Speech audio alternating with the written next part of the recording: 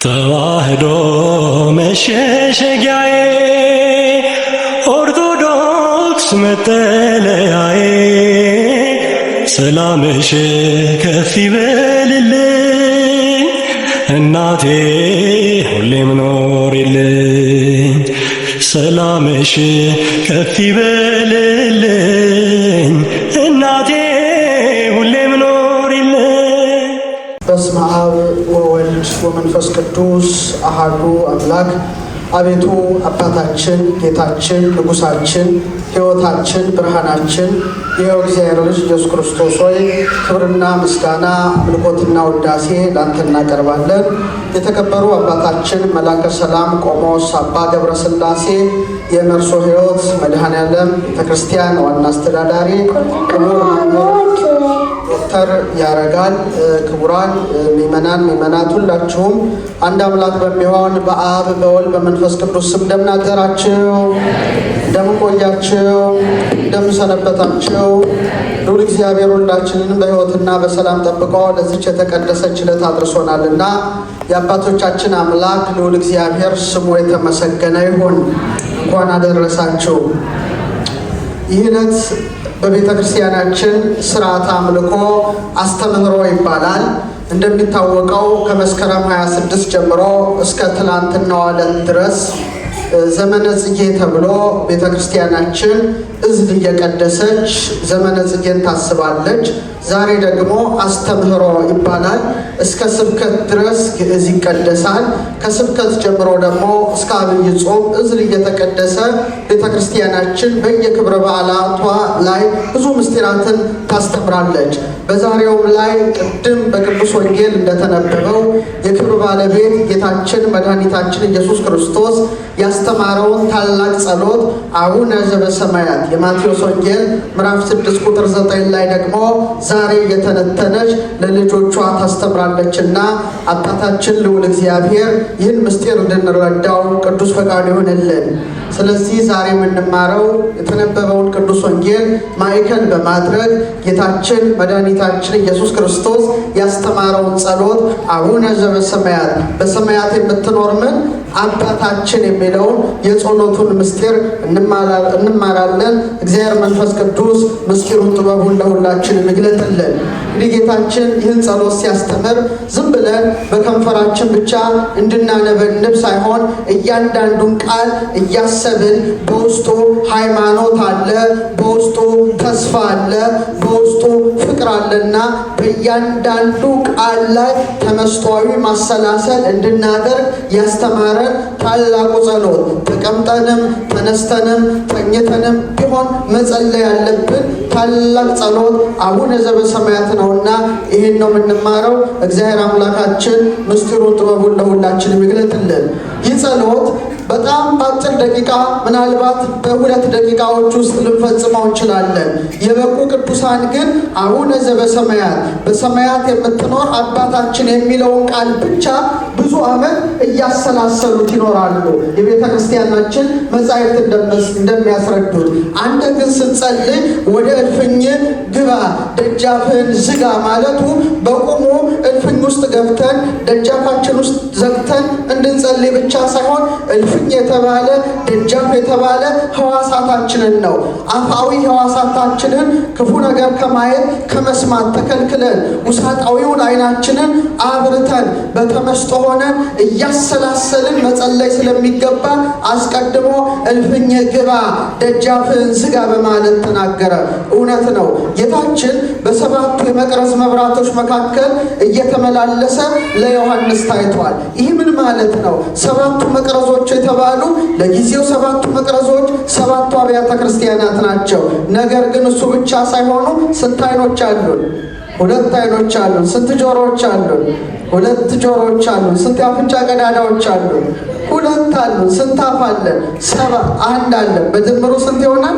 7 ይሆናል። ስለዚህ ሁለቱ ዓይኖቻችን እሱን እያዩ ጆሮቻችን ድምፁን እየሰሙ አፍንጫችን መዓዛውን እያሸተቱ አንደበታችን እያመሰገነው በአጠቃላይ የውስጥም የውጭም ሕዋሳታችን ተሰናድቶ ሊጸልይ ልንጸልየው የሚገባ ጸሎት ስለሆነ ታላቁን ጸሎት አቡነ ዘበሰማያትን አስተማረን። እስቲ አብረን እንበል። በሰማያት የምትኖር በሉ እስቲ አባታችን።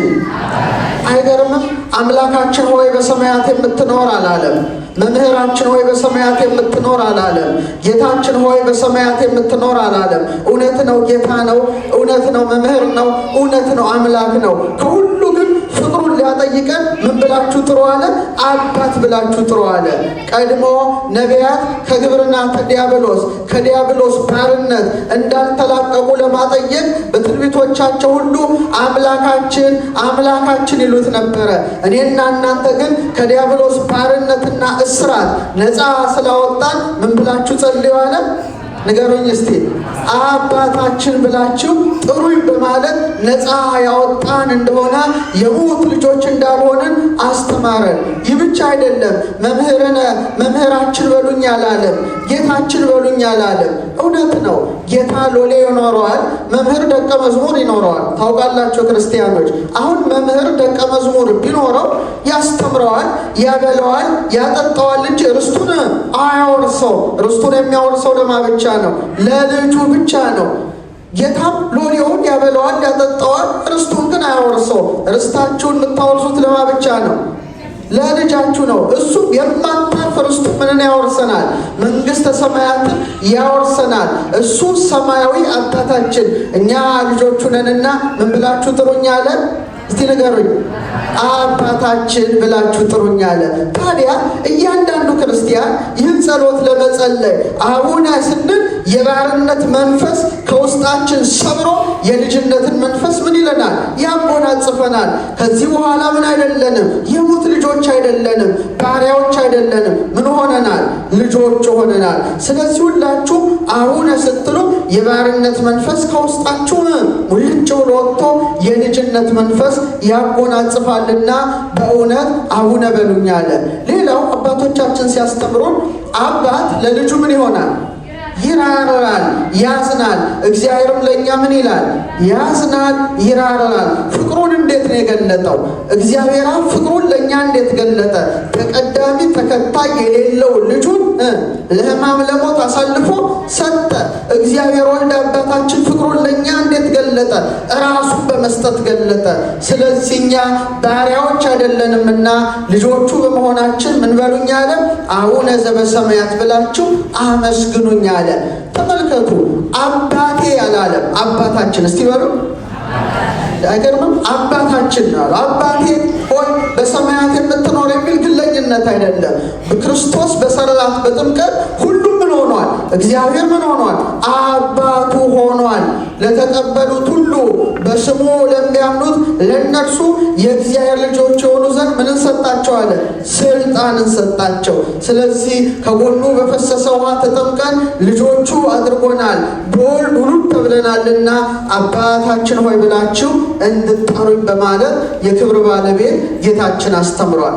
ታዲያ ታላቁ ሊቅ ቅዱስ አትናቴዎስ ምን አለ? የእግዚአብሔር ልጅ ሰው ሆነ አለ። የእግዚአብሔር ልጅ ምን ሆነ? እኛ ምን እንድንሆን? የእግዚአብሔር ልጆች እንድንሆን። የእግዚአብሔር ልጅ ሰው መሆኑ ሰዎችን ምን ያደርጋል? የእግዚአብሔር ልጅ ያደርጋል። እሱ የባህሪ ልጁ ነው። እኛ ደግሞ የምን ልጆቹ ነን? የጸጋ ልጆቹ ነን። እና ክርስቲያኖች አቡነ አባት እያለን እኮ ስንጠራው በዕብራይስጥ በጣም ብዙ ትርጉም አለው። አባት ቀላል አይደለም። አባት የሚለው የዕብራይስጥ ቃል አባ ይባላል። በእኛም በግዕዙ በአረማይኩ በተለያዩ ቋንቋ አባት ይባላል። አባት ሲባል ትንሽ ይለያል። ከፍቅር ጋር የተገናኘ ነው። ከምን ጋር የተገናኘ ነው? ከፍቅር ጋር የተገናኘ ሞቅ ያለ ነው። የምወደው አባቴ እንደማለት ነው። ስለዚህ አባት ስትሉ እምነት አለ። ምን አለ? እምነት አለ። ለዚህ ነው ቅዳሴ ላይ በተአምኖ ጽዋዕከ ቅዱስ ቁርባንን ስንቀበል አፋችን ውስጥ ቅዱስ ሥጋው እያለ ወደ ክቡር ደሙ ስንሄድ ምን እንለዋለን? በእምነት አባት ብዬ እጠራሃለሁ። እስቲ በእምነት በሉ እስቲ። አባት ብዬ እጠራሃለሁ። ስለዚህ አባት ስትሉ እምነት አለ። አባት ስትሉ በአባታችሁ በእግዚአብሔር ጥበቃ ውስጥ እንዳላችሁ ደህንነት እንዲሰማችሁ አባታችሁ ፍቅር እንደሆነ እንድታስቡት ያደርጋል። አባት ሲታሰብ ፍቅር ይታሰባል። ምን ይታሰባል? የገሙት እዚህ ምን ይታሰባል? ፍቅር ይታሰባል። ለምሳሌ የጠፋው ልጅ ወደ አባቱ ሲመለስ አባቱ ምን ይለዋል? ሮጦ ተቀበለው ይላል።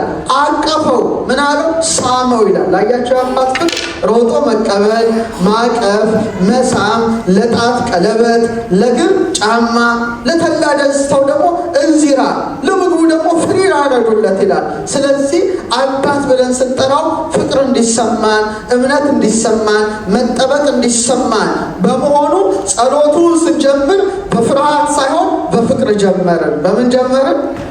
ፍርሃት ተሰምቶን አምላካችን ሆይ ጌታችን ሆይ ሳንል አባታችን ሆይ ስንለው ምን ይሰማናል?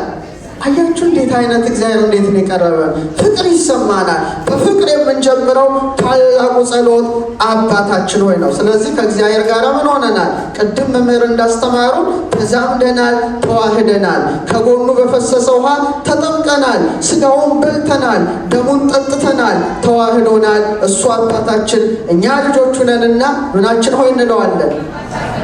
ቅዱስ ጳውሎስ በሮሜ 8:15 ላይ እንዲህ ይላል፣ አባ አባ ብለን የምንጮህበትን የልጅነትን መንፈስ ተቀበላችሁ እንጂ እንደገና ለፍርሃት የባርነት መንፈስን አልተቀበላችሁምና። ደስ አይል?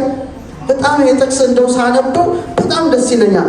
አባ አባ ብለን የምንጮህበትን የልመምን መንፈስ የልጅነትን መንፈስ እንጂ የባርነትን መንፈስ አልተቀበላችሁም። ስለዚህ ክርስቲያኖች አባታችን ሆይ ስትሉ ወላጅ አልባ እንዳልሆናችሁ፣ ብቻችሁን እንዳልሆናችሁ፣ ተትታችሁ እንደማትቀሩ፣ የሚወዳችሁ አባት እንዳላችሁ፣ እሱ አባታችሁ እናንተ ልጆቹ እንደሆናችሁ ሁሌ አስቡ። ስለዚህ ጠዋት ስትነሱ እግዚአብሔር አባቴ ነው እንላለን። እግዚአብሔር ምኔ ነው? አባቴም ከኔ ጋር ነው ብለን እንድናስብ ያደርጋልና አባታችን ሆይ በምን የምትኖር ደግሞ በጣም ይገርማል። አሁን አባታችን ሆይ ብሎ አቀረበን። ግን አባት ሲባል ደግሞ ምንድን ነው? ልዑል ስለሆነ ደግሞ ምን አለ? በሰማያት የምትኖር በማለት አስተማረ እና አባትነቱ ከምድራዊ አባት ተለየ ማለት ነው። በምን የሚኖር ስለሆነ? በሰማያት። ለምሳሌ ምድራዊ አባት ይላሉ አባቶቻችን ሲያስተምሩ፣ ሲወልዱን አባቶች አላችሁ፣ ልጅ ወልዳችኋል፣ በግዘፍ ነው የወለዳችሁት፣ በማር በወተት በፍትፍት ታሳድጋላችሁ። በኋላ ደግሞ ልትሞቱ ስትሉ ትናዘዙና ቤታችሁን፣ ንብረታችሁን፣ መኪናችሁን ታወርሳላችሁ። እንደገና ደግሞ ያንን ወርሶ ያ ልጅ ደግሞ ይሞታል። እሱ ግን ሲወልደን በምንድን ነው? በ40 ቀን በ80 ቀን በርቀት። ይገርማል። ሲያሳድገንስ በቅዱስ ሥጋው በክቡር ደግሞ ያሳደገን አባታችን ነው። ኋላስ የሚያወርሰን ምንድን ነው? መንግሥተ ሰማያትን ነው። የሚሰጠን ደግሞ ዘላለማዊ ሕይወት ስለሆነ በሰማያት የምትኖር ምናችን አባታችን ብላችሁ ጥሩኝ ያለው ዛሬ እንግዲህ በመላው ኦርቶዶክሳዊ ተዋሕዶ ቤተክርስቲያን ይነበባል፣ ይተረጎማል። አሁን እግዚአብሔር በሰማያት ሲባል ምድር ላይ የለም እንዴ? የለም? እኛም ውስጥ የለም? በመካከላችን የለም? ግን ምን ማለት ነው? ሰማይ ምን የሆነ ነው? ከፍ ያለ እንደሆነ እሱ ምንድን ነው? ልዑል ነው ማለታችን ነው። ዘበእንተ በይከ ትትሜሰል በደመናት፣ ጌትነቱ ግሩም በውስተ ሰማያት። እግዚአብሔር አለ በሰማያት ምንድን ነው? ግሩም ነው። ወልዑልም ሰማያት ግሩም በውስተ ደመናት፣ በደመናት ግሩም ነው። ወልዑልም ሰማያት ከሰማያት ይልቅ ከፍ ያለ ምጡቅ ነው። ነገር ግን በሰማያት ይኖር ሲል ጌትነቱን እንድናስብ፣ ዙፋኑ ዘላለማዊ ነው። ከጽርሐ አርያም በላይ ርዝመቱ፣ ከበርባሮስ በታች ጥልቀቱ፣ ከአድማስ እስከ ናጌብ ስፋቱ፣ ከምስራቅ እስከ ምዕራብ ርዝመቱ ማትሉኝ ሁሉን የሚወስን እሱ የሚወስነው የሌለ እግዚአብሔር በሰማያት ብለን ስንጠራው ልባችን ወደ ክብሩ ግርማ ከፍ እንዲል ሲል ነው። ልባችን ወዴት? እስቲ በሰማያት ስትሉ ልባቸው ወዴት ይሄዳል? ወደ ምን ይሄዳል? ወደ ሰማያት ይሄዳል። እና አባቶቻችን ለምንድን ነው ይሄን ያስተማረው ሲባል ሕሊናችን ወደ ሰማይ እንዲነጠቅ ነው። ሰማይ ከፍ ያለ እንደሆነ በሰቂለ ሕሊና እግዚአብሔር በሰማያት ብቻ አይደለም። ሰማይ ዙፋኔ ነው ሲል የእኛም ልብ የሱ ምንድን ነው? ነገሩን የእኛም ልብ ምንድን ነው? ዙፋኑ ነው።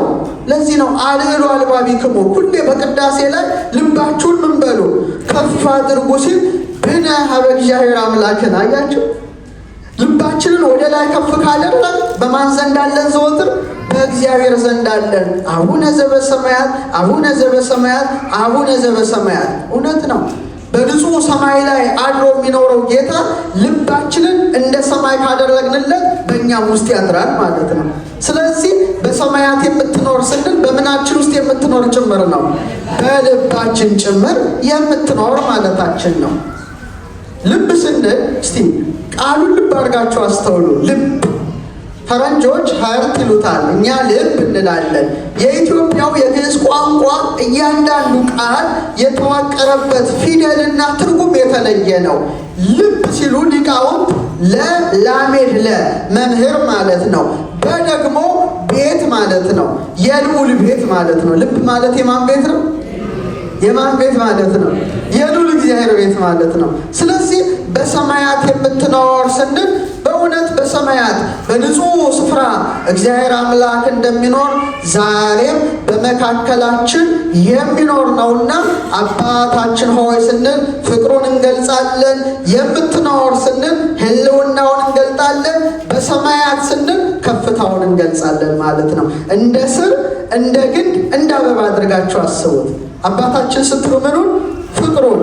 የምትኖር ስትሉ ሀልዎቱን።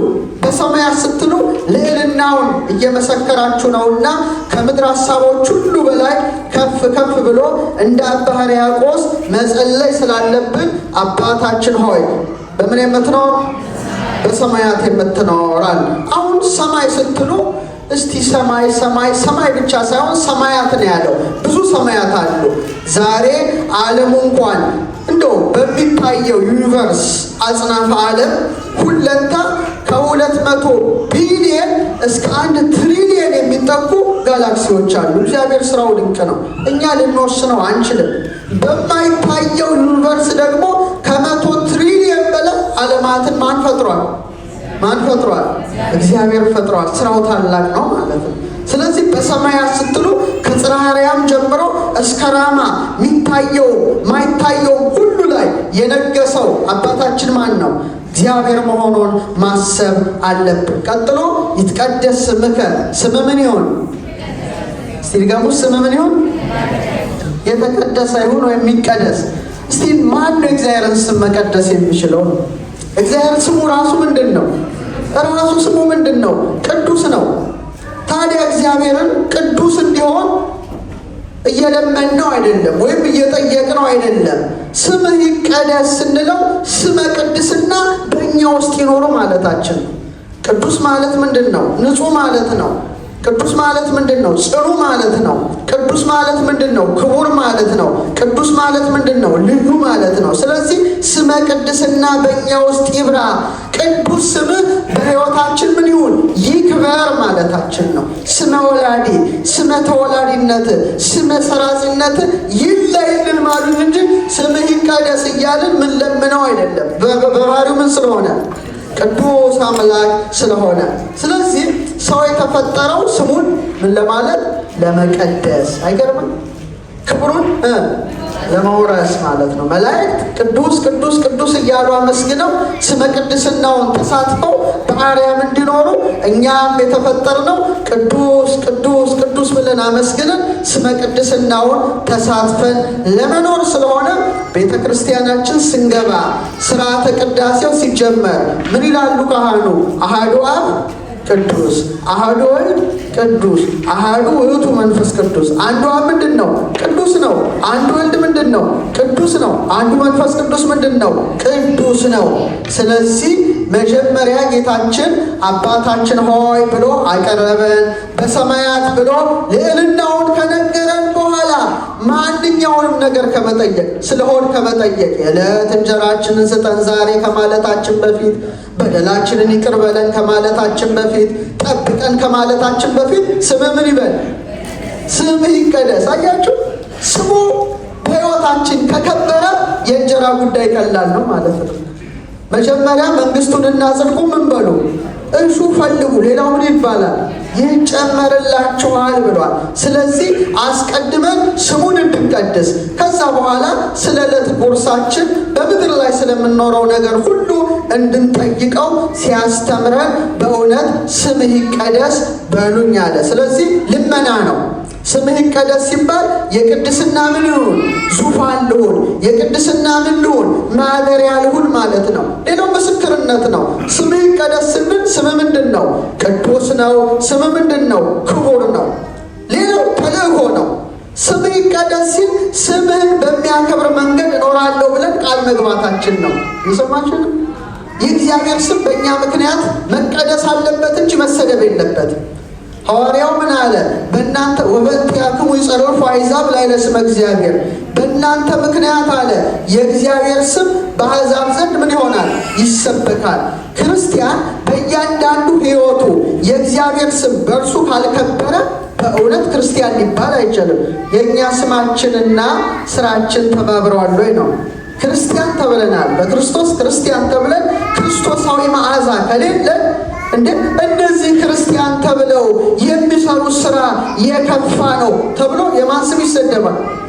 የእግዚአብሔር ስም በእኛ መክበር፣ የእግዚአብሔር ስም በእኛ መግነን፣ የእግዚአብሔር ስም በእኛ መቀደስ ሲገባው የእግዚአብሔር ስም በእኛ ከተሰደበ በእውነት በመንግስቱ ስለምንጠየቅ ምን አለ?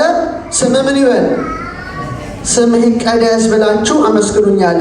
ስለ ስም ትንሽ ልንገራችሁ። የእግዚአብሔር ስም ትልቅ ኃይል ነው።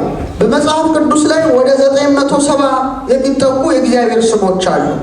እያንዳንዱ ስሞቹ ኃይል ናቸው፣ ሕይወት ናቸው፣ ብርሃን ናቸው። ለምሳሌ ለአባታችን ለሄኖክ በምዕራፍ 20 ከቁጥር 1 እስከ 11 እንዲህ ይለዋል። ልዑል በጌትነት በኖረ ጊዜ ለቅዱሳን የገለጠው፣ ለማን የገለጠው? ለቅዱሳን መላእክት ማለት ነው የገለጠው የመሐላ ራስ የክስብኤል የስሙ ቁጥር ይህ ነው ይላል። በጣም ትልቅ ስሙን ነው የሚነግረው። ህቡ ስሙን ይነግረዋል፣ ችሱት ስሙን ይነግረዋል። ስሙም አለ ቤቃ ይባላል። ይኸውም ቅዱስ ሚካኤልን እንዲህ አለው፣ ይህን የተሰወረውን ስሙን ያውቁ ዘንድ የተሰወረውን ስም ግለጥላቸው። የተሰወረውን ሁሉ ለሰው ልጆች ያሳዩ፣ ከዚህ ስምና መሐላ የተነሳ እንዲቀጠቀጡ በመሐላ ጊዜ ጠሩት ዘንድ ግለጥላቸው። ኃይለኛ ነው የጸናም ነው። የዚህ መሐላ ኃይሉ ይህ ነው። ይህም አካ የተባለውን ስም በቅዱስ ሚካኤል እጅ ላይ ያኖረው ይላል። በማን እጅ ላይ? ክስብኤል የመሐላ ራስ ነው። ተመልከቱ። ሰላም ለዝክረ ስምከ ስመ መሐላ ዘኢየሱ ዘአንበረ ቅድመ እግዚአብሔር በአትሮንሱ። እግዚአብሔር አስቀድሞ በዙፋኑ ላኖረው የማይከዳ የመሐላ ስም ለሆነ ስም አጠራር ሰላምታ ይገባል ትላለች ቤተ ክርስቲያን። ለስሙ ማለት እኮ ደስ አይደል? ለስሙ ነው። ስሙ ቤቃ ይባላል ካለ በኋላ አካ የተባለውን ስሙ በማን መዳፍ አኖረው? በቅዱስ ሚካኤል። አ ማለት አልፋ ማለት ነው። ካ ማለት ካይ ከመ ማለት ነው። እ ማለት ኦሜጋ ማለት ነው። አልፋና ምን ድገሙት? አልፋና ምን። በዚህ ስም አለ ሰማያት ጸኑ ይላል። የእግዚአብሔር ስም ሰማያትን አጽንቷል። ይህን ስም ዘወትር መቀደስ ይገባል። ሁሌ መጥራት ይገባናል። እግዚአብሔር ስንለው አብ፣ ወልድ፣ መንፈስ ቅዱስ ብንለው፣ ኤሎሂም ብንለው። ለሙሴ ደግሞ ስም ማን ነው አለው? በዕብራይስጥ ኤሄ አሼር ኤሄ አለው። ከውን ዘከውን አህያ ሸራህያ ማለት ነው። ኤልሻዳይ ብትሉት፣ አዶናይ ብትሉት፣ ጸባዖት ብትሉት፣ አልፋ ብትሉት፣ ኪሪዮስ ብትሉት፣ አማኑኤል ብትሉት፣ ከስም ሁሉ በላይ የሆነውን ስም ኢየሱስ ብላችሁ ስትጠሩት ስሙ ምንድን ነው? ጣፋጭ ነው። ስሙ ምንድን ነው? ጣፋጭ ነው። የሕይወት እንጀራ ነው። የሕይወት መጠጥ ነው። ይህ ስም ዘወትር በሕይወታችን ሊቀደስ ሊከብር ይገባዋልና ስምህ ይቀደስ ካልን በኋላ መንግስት ትምጻ መንግስትከ፣ መንግስት ምን ትበል? ትምጣ እንለዋለን። አሁን እስቲ መንግስት ትምጣ ማለታችን ትንሽ ይሄ ወደ 3 ትርጉም አለው። በጣም ማስተዋል ይገባል። ትምጻ መንግስትከ፣ መንግስት ትምጣ ማለት መንግስተ ሰማያት እግር ኖሯት በእግሯ ክንፍ ኖሯት በክንፍ በረራ ከወዲያ ወዲህ የምትመጣ ከዚህ የሌለችውና ከዚህ ወደዛ የምትሄድ ማለት አይደለም።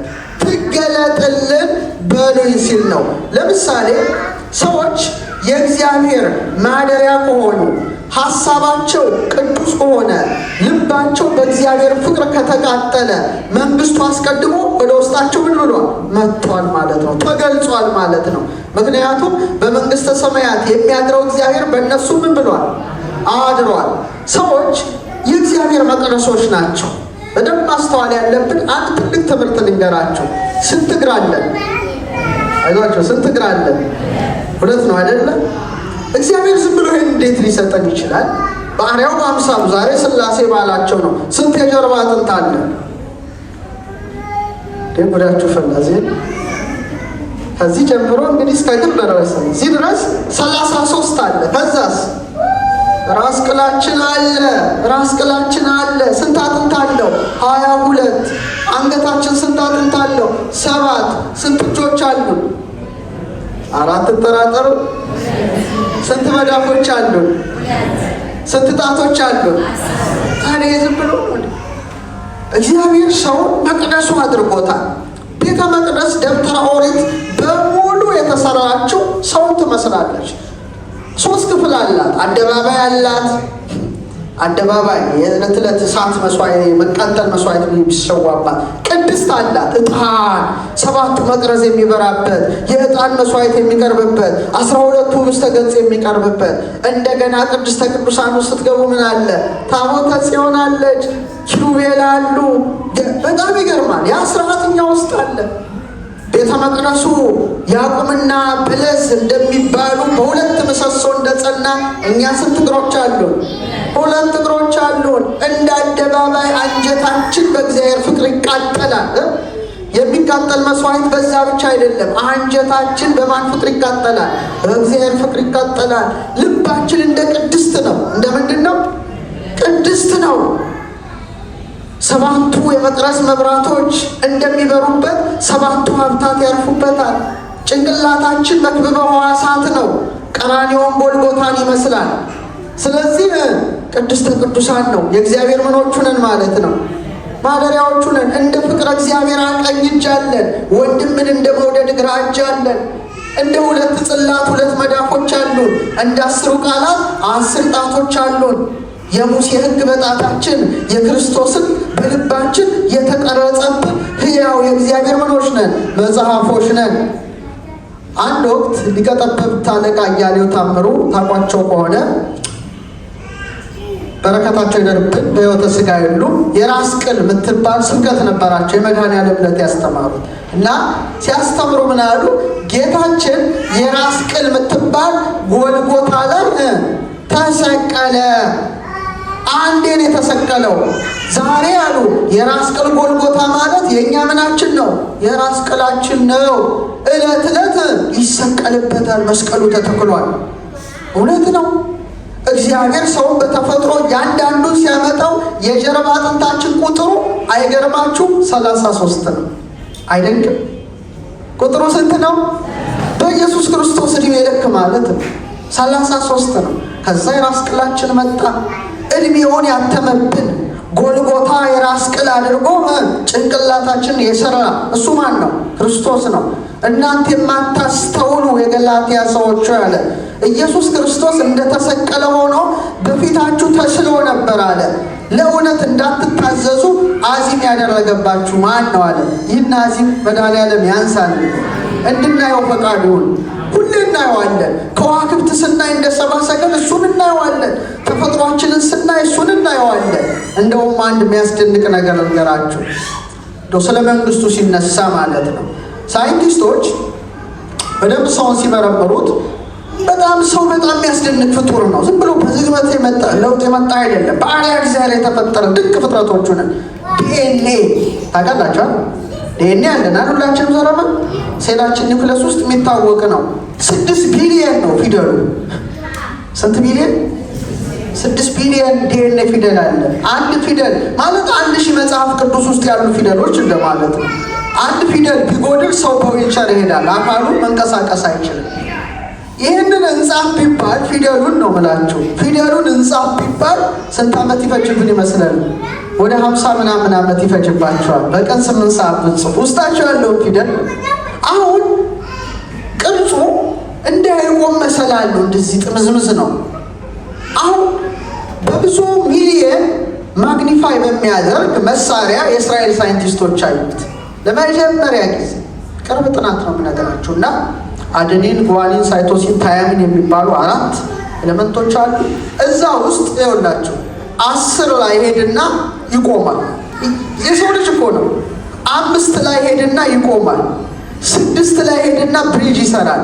5 ላይ ሰራ ብሪጅ 10 5 6 5 እስቲ ቁጥሩን እንዳትረሱት። ስንት አልኳቸው?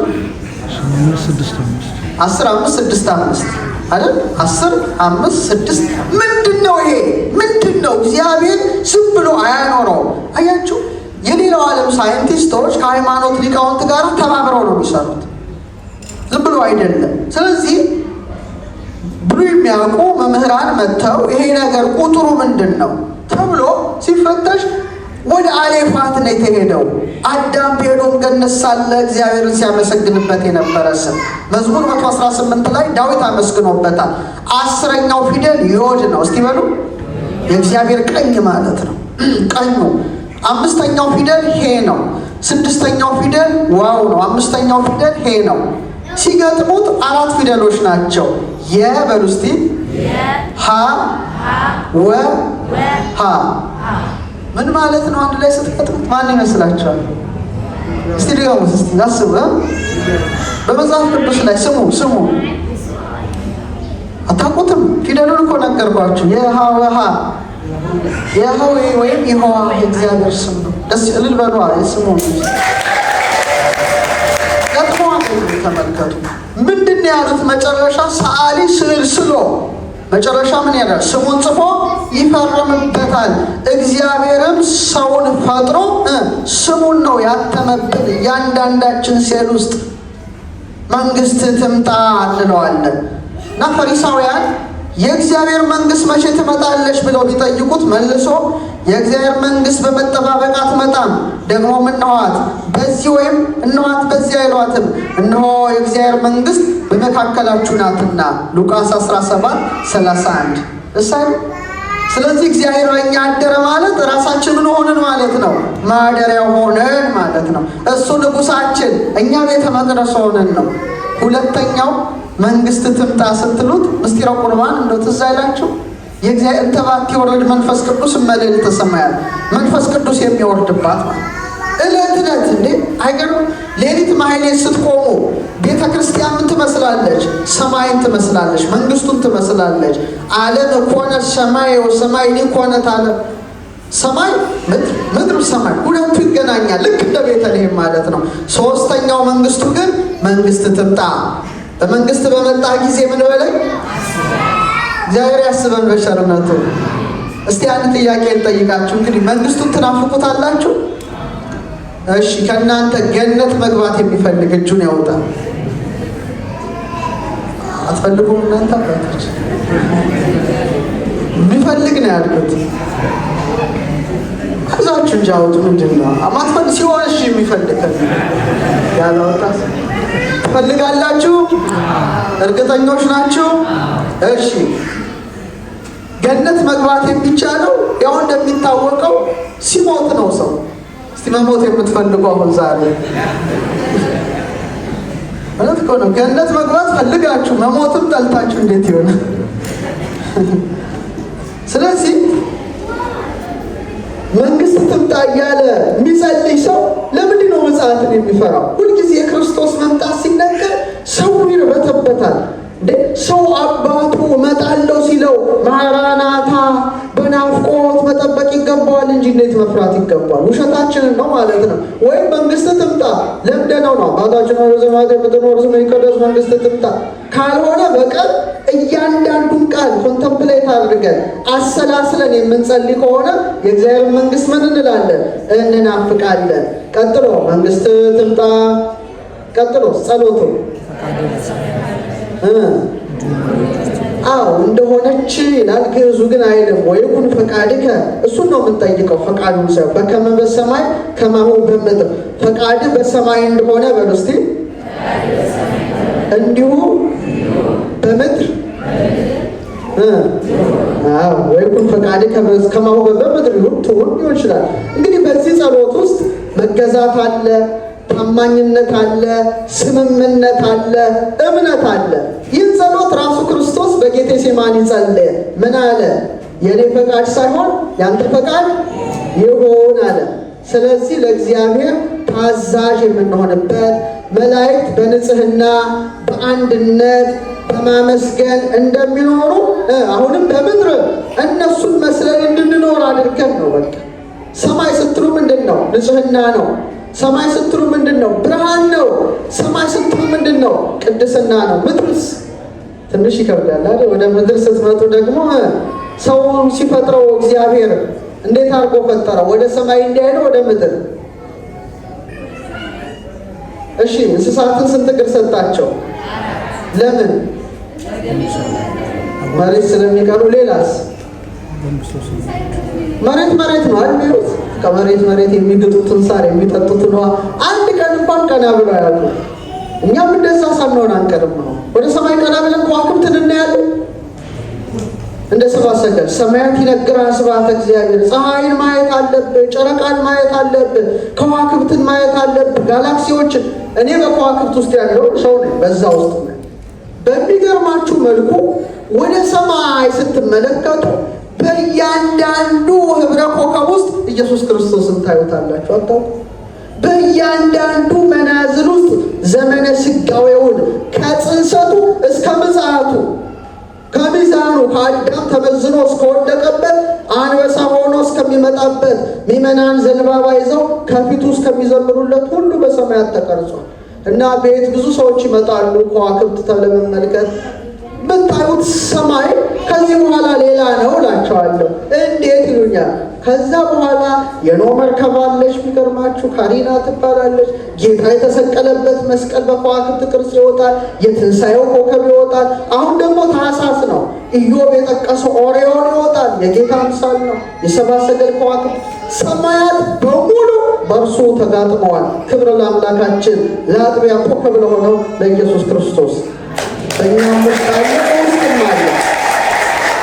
ስለዚህ ምድራዊ ተፈጥሮዬ እንደምን ይሁን ማለታችን ነው? እንደ ሰማያዊ መላእክት ይሁንልኝ።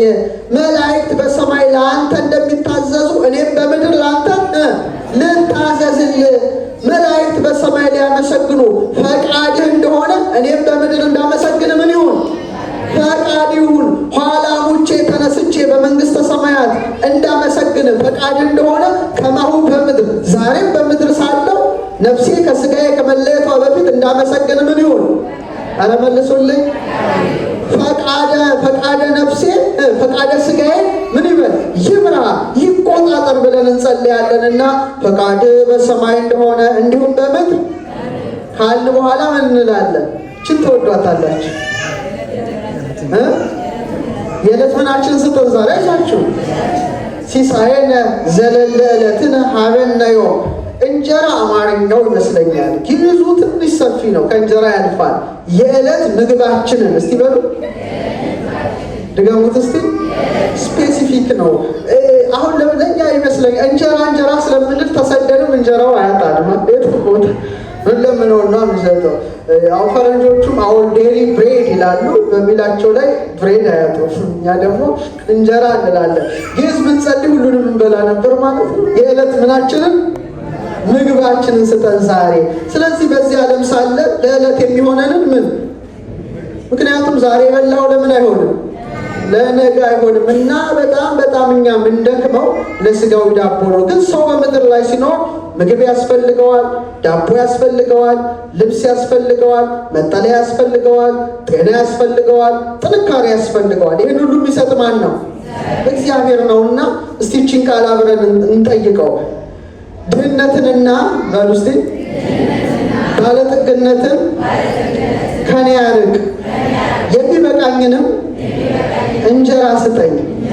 ታላቁ አባት ሰሎሞን ነው፣ ምሳሌ 30 ቁጥር 8። ስለዚህ በአሁኑ ጸጋ እንድንኖር ያስተምረናል። እንጀራ ዳቦ ለነገ ስለማይጠቅም ለዛሬ ብቻ ጠይቁ በማለት ይናገራል። ግን ትንሽ እስቲ ከፍ እናድርገውና እስቲ ይህን ቃል እናድርገው። ምግብ ሲባል የሰው ልጅ በእንጀራ ብቻ ነው እንደሚኖረው? በማን ቃል ጭምር ነው? ስለዚህ ሲሳይ የተባለው የማን ቃል ነው? ደስ አይልም? የዕለት ምንን ስጠኝ፣ ምግቤን ስጠኝ ካላችሁት አንድ የመጽሐፍ ቅዱስ ጥቅስ በቀን ማንበብ አለባችሁ፣ ግዴታችሁ ነው።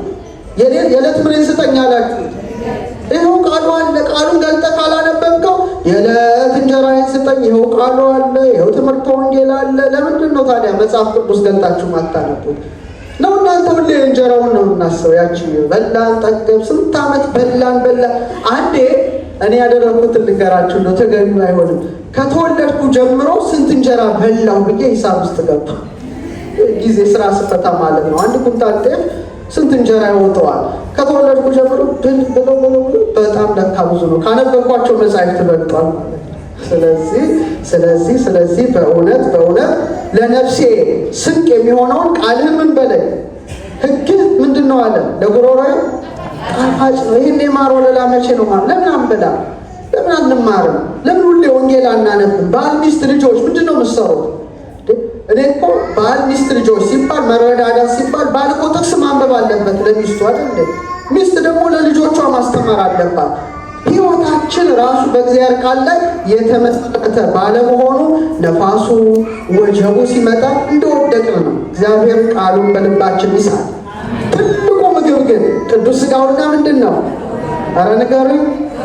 ኢየሱስ ክርስቶስ ሕይወት እንጀራ እኔ ነኝ፣ ወደ እኔ የሚመጣ ከቶ አይራብም፣ በእኔ የሚያምን ከቶ አይጠማም አለ። የዕለት እንጀራችንን ስጠን ዛሬ ስንለው ምንን ስጠኝ ነው? ሥጋህን ደምህን ምን በለኝ? የሕይወት እንጀራ እሱ ነው። በቃ መጣሁ አለ። እናንተ ደግሞ አንበላም አላችሁ። ምንድን ነው ጉድ? አንድ ሰው ድግስ ደግሶ ጥያቄ ልጠይቃችሁ። ለልጃችሁ ድግስ ደገሳችሁ ልበል። ሰው መጥቶ ሳይበላ ሳይጠጣ ቤት ቅር አይላችሁ? የሆነ ነገር አድርጋችሁ የሆነ ፕሮግራም አድርጋችሁ ያቀረባችሁትን ማዕድ ሰው ሳይቀምሰው ሲሄድ በጣም አያሳዝንም? እግዚአብሔር እንዴት ያዝንብን! በእውነት እንዴት ያዝንብን! በተለይ ደግሞ ኮፕቲክ አይታችኋል። ዕለት እንዴት ቅዱስ ሥጋው ምግብ እኮ የዕለት እንጀራችንን ስጠን ዛሬ። በልቼ መሳሳት ሰውነ ቅድም መምህር አስተምረዋል። አሁንም መነሳት ወድቆ መቅረት አጋንንታዊ ነው። ወድቆ መነሳትስ አዳማዊ ነው። ኢየሱስ ክርስቶስ አይረበንም እንዴ? ያልቆረባችሁትን ነው። አይጠማችሁ? ሁሌ እንጀራ ሁሌ ወጥ ዛሬ በልተን የሚያወጣ እንዴት ኢየሱስ ክርስቶስን አይናፍቀንም? ሥጋው በጉሮሮአችን ሲገባ ደግሞ በጉሮሮአችን ከሰውነታችን ሲዋሃድ ያራበው አባቱ እሸቱ ነው። አባታችን ነው የሚለው የውሸት ጸሎት ነው ማለት ነው። የዕለት ምናችን ስጠን ዛሬ፣ የዕለት እንጀራችን ስጠን ዛሬ። በመጨረሻ በደላችንን እኛ የበደሉልን አይደለም የበደለንን ነው። ግዕዙ ለዛ በሰለነ ነው። ከሁሉም መጣላት ከአንድ ሰው እንኳን መጋጨት አይገባም። ህድግ ለነ አበሳነ ወጌጋይነ ግዕዙ ይጨምራል። አበሳ ይላል፣ ጌጋ ይላል።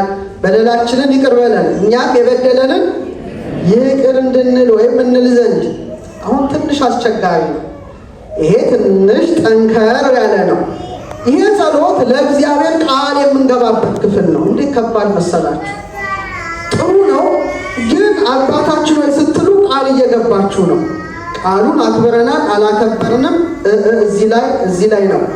ይኸው እስካሁን ልመና ነው አይደለም? መንግስት ትምጣ፣ ፈቃድ፣ ምግባችን ስጠን።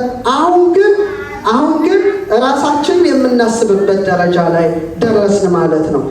አባቶ ይቅር በለኝ፣ ሌላውንም በተመሳሳይ መጠን ምን እላለሁ? ይቅር እላለሁ። ቃሉን ገባበት እኮ ነው፣ ግን አልታረቅም። ውሸት ነው። አሁን አበሳ ይላሉ ሊቃውንት፣ የዓመት ይላሉ፣ ጌጋይ በደል የዕለት፣ አበሳ ከባዱ፣ ጌጋይ ጥቃቅኑ ይላሉ። ወደዛ አልገባም። በግሪኩ ግን ዕዳዬን ይላል። ምንም በለኝ ዕዳዬን ይላል። ዕዳ ምንድን ነው? ትልቅ ዕዳ አለብን ነው። ለእግዚአብሔር ፍቅር መክፈል ያለብን፣ ለሌሎች ፍቅር መክፈል ያለብን። ያንን ዕዳ እግዚአብሔር ወይ ሰርዝልኝ እንለዋለን። ግን እኛ ምን ማለት አለብን? ይቅር ማለት አለብን። ትንሽ ይከብዳል። ልክ ይህን ጸሎት እንዳጠናቀቀ ጌታ ማቴዎስ 6:14 ላይ እንዲህ አለ፣ ለሰዎች ኃጢአታቸውን ይቅር ብትሉ የሰማይ አባታችሁ እናንተን ደግሞ ይቅር ይላቸዋል። ለሰዎች ግን ኃጢአታቸውን ይቅር ባትሉ አባታችሁ ኃጢአታችሁን ይቅር አይላችሁም ይላል። ይህ ሊያስፈራራን አይደለም እኮ ሊያድነን ፈልጎ ነው። እግዚአብሔር ለሌሎች በምንከፍተው የይቅርታ በር በኩል እኛንም ምን ይለናል? ይቅር ይለናል ማለት ነው። ይቅር ይለናል። ስለዚህ ይቅርታ የምናደርገው ስጦታ አይደለም፣ ራሳችንን ነፃ ለማውጣት ነው። እያንዳንዳችሁ ሰውን ይቅር የምትሉት ጊፍት አይደለም፣ ስጦታ አይደለም፣ ራሳችሁን ነፃ ለማውጣት ነው። አይምሰላችሁ። ዛሬ መንግስተ ሰማያት እንዳንገባ ሰይጣን እኮ በሩን ዘጋ። ሰው ስጋው ደግሞ እንዳይቀበል በሩን ዘጋ። ልባችን ተጨካክኖ አንዱ አንዱን ይቅር ማይልበት ደረጃ ላይ ደርሷል። እንዴት እንቁረብ? አውቆታላችሁ፣ በደንብ አድርጎ ተራቆበታል። ልባችን እልህኛ ሆኖ ነፍሳችንን ነፃ ማውጣት አልቻለም። ይሄ ከእግዚአብሔር ጋር ሚለየን ነው። በአንድ እጅ ፍቅር የሆነውን ጌታን በሌላው እጅ ደግሞ ጥላቻን መያዝ አይቻልም። በጣም እኮ ይሄ ነው ያስቸገረው። ብርሃንና ጨለማ ይቀላቀላሉ? እስቲ ንገሩኝ። ኧረ መልሱልኝ። እኛ ለዮሐንስ እችን ቃል ወንድሞችን የምንወድ ስለሆነ ከሞት ወደ ሕይወት እንደተሻገርን እናውቃለን ካለ በኋላ ወንድሙን የማይወድ በሞት ይኖራል። ወንድሙን የሚጠላ ሁሉ ነፍሰ ገዳይ ነው። ነፍሰ ገዳይ የሆነ ሁሉ የዘላለም ሕይወት በእርሱ እንዳይኖር ታውቃላችሁ። ከባድ ነው። አንደኛ ሳሙኤል ዮሐንስ 3:14 እና በእውነተኛ የይቅርታ ልብ የለን። እኔን ጨምሮ በጣም እግዚአብሔር ልባችንን ይፈውስልን እና ሊቃው አንዱ ምን አለ? ረሴን ያለበት ነው ባክ ጌታዬ፣ እንደው ይቅር ለማለትም ልቤ መፈረካከስ አለበትና ልቤ ናደው ትዕቢት አንቆት አልታረቅም እንዳይል ልቤ ምን በለው እንደው አልቃኝ ማለት ነው ብሎ እንደው ጨመረ አድርጎበታል። ስለዚህ ይቅርታ ስሜት አይደለም፣ ይቅርታ ውሳኔ ነው። ይቅርታ ለማድረግ እስር ቤት ነው አይደል? ሰውን ይቅር ካላልከው ሁሌ ታስረሃል ማለት ነው። ይቅር ብንል አእምሯችን ምን ይሆናል? ነፃ ይሆናል። በደለኛውን ምን እንለዋለን? እንረሳዋለንና ክርስቲያኖች እንታረቅ። እኛ እንዳንታረቅ ቤተሰቦቻችን ችግር አሉ። ቤተሰቦቻችን ሲያሳድጉን ያልሆነ አስተዳደግ ነው ያሳደጉን። ትዝ ይላችኋል? ሕፃን ሆነን አባታችን እዚህ የሆነ ድንጋይ ሲመጣ ምን ይላሉ? በለው ድንጋይ እኮ ነው። ድንጋዩ ሲመታልን ያደግን ሰዎች ነው። እንዴት እንታረቃለን? ብሎና ድንጋዩ ይመቱታል። ከዛ ሕፃኑ እንባው ጸጥ ይላል፣ ደስ ይለዋል። እኔው ሳውዝ አፍሪካ ሄጄ ለማስተማር ፕሪቶሪያ ኪዳነ ምሕረት አጸደ ሕፃናት አለና ሕፃናት ይጫወታሉና አንዱን መታው፣ ወደቀ። ሲገባው አለቀሰ። ከዛ ሞግዚቷ መጣችና ሶሪ በለው አለችው።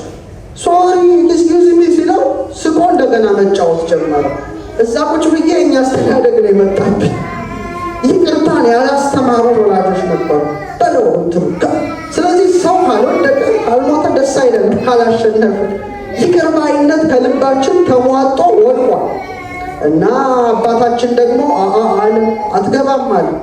አትገባም፣ ይቅር ካላልክ አትገባም። ስለ ቁርባን አይደለም፣ አትገባም አለ። በቃ ተዘጋ መንገዱ ማለት ነው። ስለዚህ ኦርቶዶክሳውያን ይቅር ብለን ይቅር እንድንለን ፈቃዱ ይሁንልን። ኤፍሬም ሶርያዊ እንዲህ ይላል፣ ይቅርታን የሚቃወም ሁሉ ከላይ የፈሰሰውን ምሕረት ከእግዚአብሔር ሊቀበል አይችልም ይላል። ከማን የፈሰሰውን? ታዲያ እግዚአብሔር እንዴት ይታረቃል? መጣኛ ምህላው ነው ግን ሳንታረቅ ነው። ስለዚህ አይፈልግም። ጠዋት ልጣንን አስቀምጠህ ታረቅ ይላል።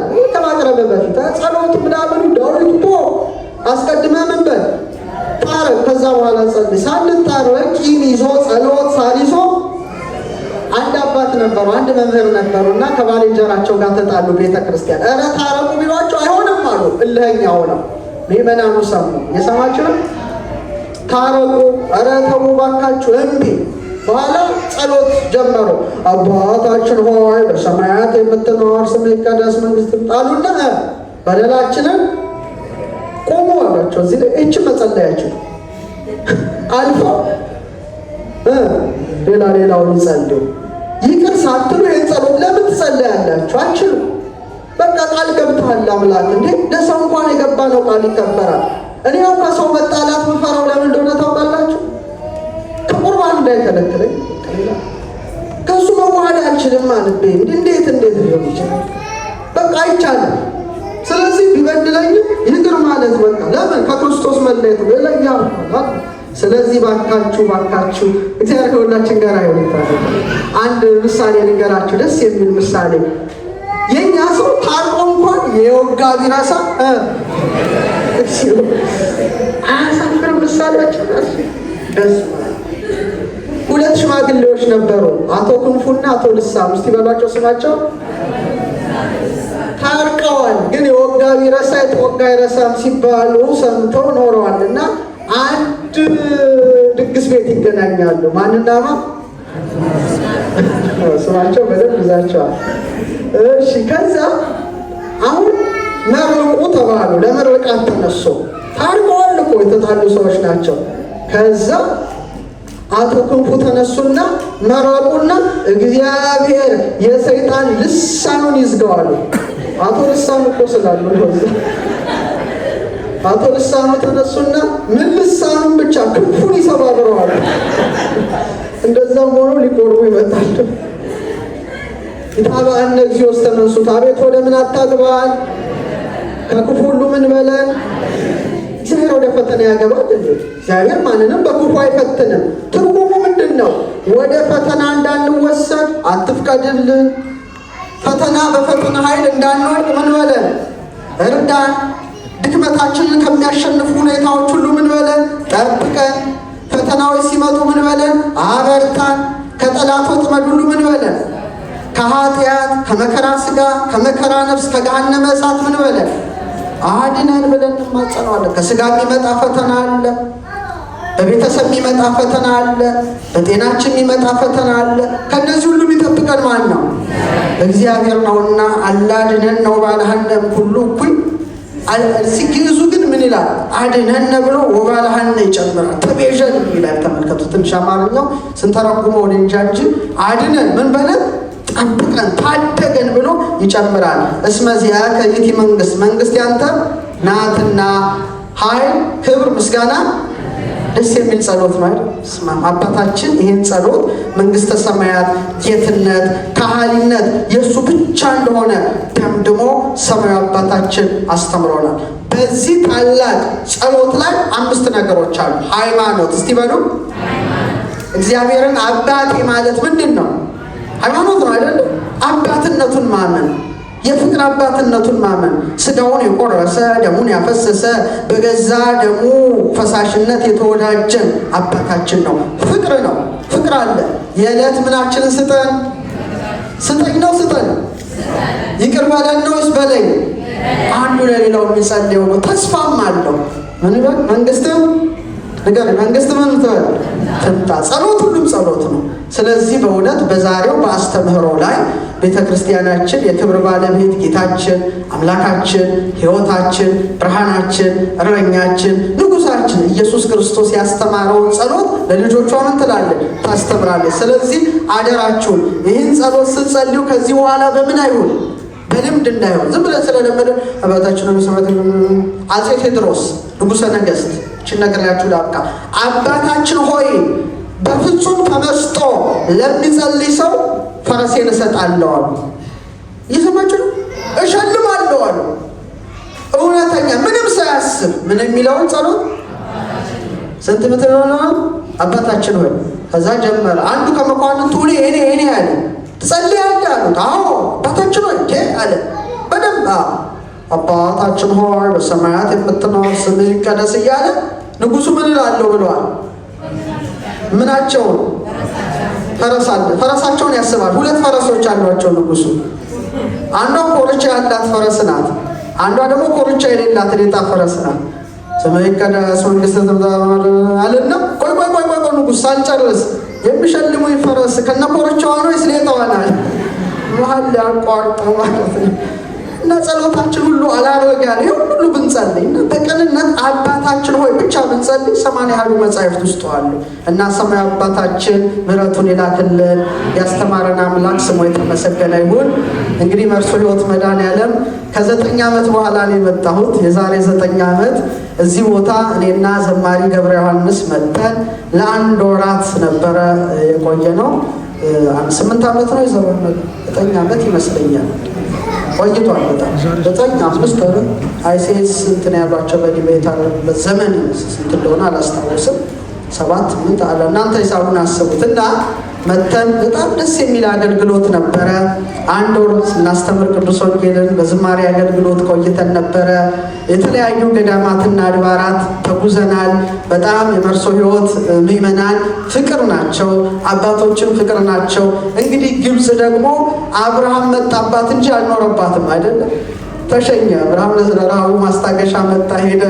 ዮሴፍ ሄደ፣ ነገሰ፣ እንደገና ወጣ። እዛው እሱ ዮሴፍ እንኳን እዛው ነው። ያዕቆብ በስደት መጣ። ድንግል ማርያምም ቆይታ ሄደችና የግብፅ ሰው መቼም ተመላላሽ ነው፣ ትራንዚት የሚያደርግባት ናት እና ብዙዎች ምዕመናንን በዕለቱ ዛሬ ባላያቸው የነበራችሁ እስቲ እጅ አውጡ እስቲ ያን የነበራችሁ በጣም ደስ የሚል አገልግሎት። ዘይቱን ማርያም እናታችን የድንግል ማርያም የልደቷ ያዘጋጀነው ጉባኤ መቼም አንረሳውም። አምባሳደሩ መጥተው እዚህ የትንሣኤ የነበረው መርሃ ግብር እጅግ የተለየ ነበረ። የተለያዩ ገዳማትና አድባራት እንሄድ ነበረ። በጣም ፍቅር ናችሁ። አሁንም ፍቅራቸውን ያጽናላችሁ። በእውነት ደስ ብሎኛል። ከ9 ዓመት በኋላ መልሼ ስላየኋችሁ ስላገለገልኳችሁ እግዚአብሔር ቢፈቅድና ቢወድ ደግሞ በሌላ ጊዜ ተገናኝተን ቃል ወንጌል እንማራለን። ክቡር አባታችን መላከ ሰላምንም በእጅጉ እናመሰግናለን። ያስተማረን አምላክ ስሙ የተመሰገነ ይሁን። ሰላም እግዚአብሔር አይለየን። ሰማያዊው አባታችን ሁላችንንም ይባርከን። ወስብሐት ለእግዚአብሔር። ቃልዎት ያሰማልን። በእውነቱ በአንደክም ኑሮዎች ጉዞዋ ተጽዕኖ ባታረግብን እንዲሁ ብንቀጥል ደስ ይል ነበረ። አይደለም እንዴ?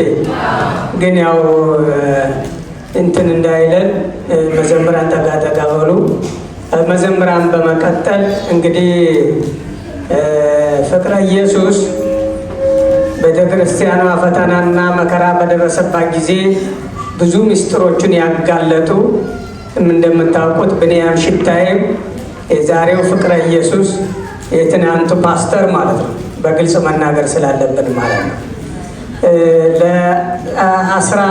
ለ20 ቀን በጨለማ ቤት የታሰሩ ከዚያም በመቀጠል ደግሞ በከፍተኛ እስር ቤት ደግሞ በሌላ ደጋግሞ የታሰሩ ለዚች ቤተክርስቲያን ትልቅ አስተዋጽኦ ያደረጉ ናቸው። የዛሬ 2 ዓመት ቤተክርስቲያን ፈተና በገባችባት ጊዜ ትልቁን አስተዋጽኦ ያደረጉ አሉ። እሳቸውም ንግግር ያደርጋሉ ማለት ነው። ወደ መዘምራን